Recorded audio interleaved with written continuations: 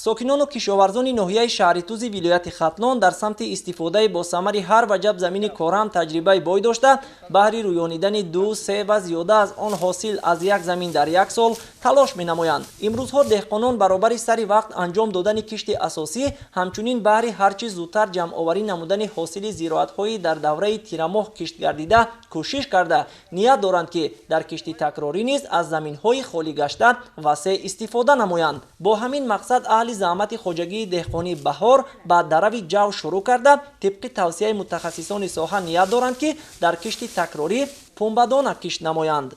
جو کار دیدیم نسبتمون دیده شدی جو درآمد نغزای الان گندم کار دیدیم گندم هم نسبت نغزای کار می‌کنم بچه‌ام قطعی همش نیبرم کلینم همش کار میکنند اینجا با زندگی نغزای گندم میکاریم کرچکه میکاریم چی میکاریم لوبیا میکاریم پخسه میکاریم با مکه جوخاری میکاریم. اولین شده نامی خواجگی دهقانی که ما حاضر شاهد اون هستیم زیاده از 1.5 هکتار جو کش کرده است حاضر دراویده ایستاده است بعد است الکی جو پختگی است اینا بعد است پروورده شدگوری زمین میگذاریم و در همینجا کشتی پخته گذرانده میشد. ساکنان و کشاورزان ناحیه شهرتوز هر وجب زمینی در اختیار داشتهشان را مقصدناک استفاده می نمایند و به خاطر گرفتن 2 3 و زیاده از آن حاصل از یک زمین در یک سال تلاش می نمایند. طبق دورنما امسال خواجگیداران و کشاورزان یاد دارند که در ناحیه در همه شکل‌های خواجگیداری هم در خواجگی‌های دهقانی و هم در زمین‌های نزد حولیگی در میدان بیش از 7400 هکتار کشت تکراری زراعت‌ها را براه مانند. امروزها در صحراهای ناحیه شهرتوزی ولایت ختلان ساکنان با هوسمندی تام سرگرم کاری خواجگیداری بوده از نتیجه زحمت خویش با قناعتمندی حرف میزنند. خواجگیداران و کشاورزان ناحیه شهرتوز در سمت کشت و پرورش و استحصال حاصل بلند پیاز بروقتی تجربه زیاد داشته. از روی معلومات آماری همساله از هر هکتار میدان پیاز تا 400 سنتنری و در بعض قطعه ها از این هم بیشتر حاصل جمع آوری می نمایند. محنت کشان ما الکی حاصل کارتوشکا جمع آوری کرده ایستاده است. ما سال گذشته در میدان 180 هکتار کشت کارتوشکا گذراندیم. حاضر در میدان زیاده 30-35 هکتار باقی مانده است که استحصال نشده است. در میدان 560 هکتار کشت پیاز گذرانده شدگی است که زیاده از 200 هکتار موندگی تا با آخر استحصال پیاز.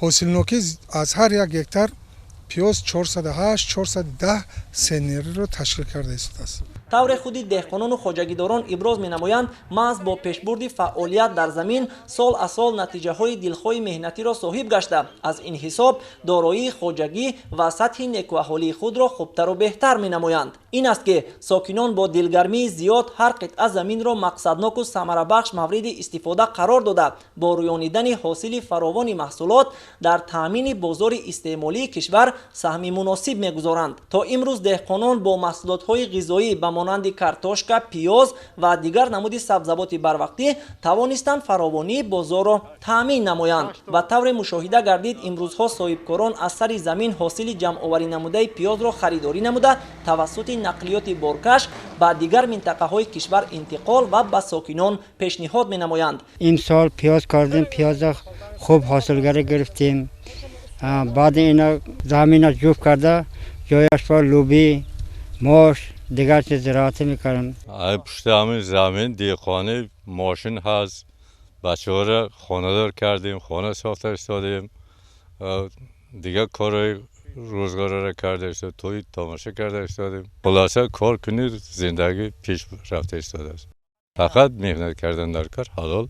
طبق اطلاع مسئولین الکی تا امروز در قطعه های از دور اول خالی گشته ساکنان کشت دیگر زراعت های به این ایام موافق به مانند پالزی، جواری مکه دان، ماش و دیگر نمودهای لوبیاگی ها را کشت نمودند که امروزها نشأ و نما و سبزش خوب دارند. کشت پولزی باشد. این موسم در ناحیه شهر توز بیش از 510 گکتار پیش بینی شده است که عین زمان علاقه نشو و نما و حاصلمندی نهالان در قطعه های کشت بروقتی پولزی ها خوب مشاهده می گردد. از روی نقشه چاره‌بینی های مقامات محلی متخصصان پیوسته از فعالیت کاری خواجگیداران ناحیه دیدن کرده وابسته به طلبات بازار و راه‌های منفعت آور و امین نگاه داشتن زراعت‌ها از هر گونه کسلی‌ها به دهقانان مصلحت‌های مفید می‌دهند.